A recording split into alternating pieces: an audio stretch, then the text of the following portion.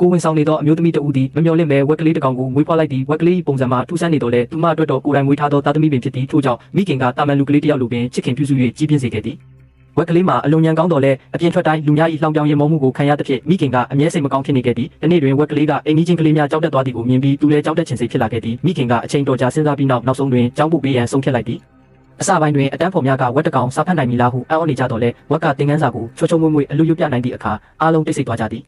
နောက်ပိုင်းတွင်ကျောင်းမှစတော်ဘယ်ရီတီးကူးလှုပ်ရှားမှုတစ်ခုပြုလုပ်ခဲ့သည်မိခင်ကမသွားစေချင်တော့လဲအိမ်ကြီးချင်းများ၏တိုက်တွန်းမှုကြောင့်နောက်ဆုံးတွင်ခွင့်ပြုလိုက်သည်တောထဲရောက်သောအခါဝက်ကလေးသည်အုပ်စုနှင့်ကွဲကတယောက်တည်းကျန်ရစ်ခဲ့သည်လူမရှိသည့်အချိန်တွင်သူမကဝက်အရေးခွန်ကိုတိတ်တဆိတ်ချွတ်လိုက်ရာအလွန်လှပသောမိန်းကလေးတစ်ဦးအဖြစ်ပေါ်လာသည်သူမကလင်းမြန်စွာစတော်ဘယ်ရီများကိုခူးပြီးရှင်းတောင်းအပြည့်ဖြစ်ကဝက်အရေးခွန်ကိုပြန်ဝက်လိုက်သည်ထိုအဖြစ်အပျက်ကိုအနီးတွင်ပုံနေသောကောင်လေးတစ်ယောက်ကမြင်တွေ့သွားတော့လဲသူမ၏လှုပ်ဝက်ချက်ကိုဘသူကမှမဖော်ထုတ်ပဲတိတ်တဆိတ်တင်ထားခဲ့သည်ရွာသို့ပြန်ရောက်သောအခါလူတိုင်းကစတော်ဘယ်ရီများကိုကောင်လေးကဝက်အတွက်ခူးပေးသည်ဟုထင်နေကြတော့လဲကောင်လေးကထိုအသီးများအားလုံးကိုဝက်ကိုယ်တိုင်ခူးခဲ့ခြင်းဖြစ်ကြောင်းအလေးအနက်ပြောပြခဲ့သည်အချိန်ကြာလာသည်နှင့်အမျှသူတို့နှစ်ဦးလည်းအရွယ်ရောက်လာကြသည်ကောင်လေးကဝက်၏အိမ်သို့မကြာခဏလာလဲပြီးသူမအကြိုက်ဆုံးဖြစ်သောစတော်ဘယ်ရီတစ်လုံးကိုအမြဲယူလာပေးတတ်သည်ထို့သို့ဖြင့်နှစ်ဦးသားကြားအချစ်စိတ်များတဖြည်းဖြည်းပေါက်ဖွားလာခဲ့သည်နောက်ဆုံးတွင်ကောင်လေးကသူမိဘများကိုဝက်နှင့်လက်ထပ်ခြင်းကြောင့်ပြောလိုက်သည်မိဘများကမိသားစုအတွက်အရှက်ရစေမည်ဟုဒေါသထွက်ခဲ့ကြတော့လဲနောက်ဆုံးတွင်သဘောတူပေးလိုက်ရသည့်ဝက်နှင့်သူမ၏မိခင်ကလည်းဝမ်းသာစွာလက်ခံခဲ့ကြသည်မင်္ဂလာဆောင်နေ့တွင်အိမ်ဝင်းအပြည့်လူများလာရောက်ကြည့်ရှုကာတူတူတိတ်တိတ်လောင်ပြောင်ဝေဖန်နေကြသည်ထိုစကားများကိုကြားပြီးနောက်ဝက်ကအပေါ်ထက်သို့တိတ်တဆိတ်တက်သွားခဲ့သည်အောက်သို့ပြန်ဆင်းလာသောအခါဝက်ရေခွန်မရှိတော့ဘဲအလွန်လှပသောမိန်းကလေးတစ်ဦးအဖြစ်လူတိုင်းရှိတွင်ရပ်နေခဲ့သည်ထိုခိုက်တန့်တွင်လူအုပ်ကြီးတစ်ခုလုံးတိတ်ဆိတ်သွားပြီးရခင်ကသူမကိုလောင်ပြောင်ခဲ့သူများအားလုံးနောက်တရသွားကြသည်နောက်ဆုံးတွင်သူတို့ဇနီးမောင်နှံနှစ်ဦးသည်ပျော်ရွှင်စွာအတူနေထိုင်သွားကြသည်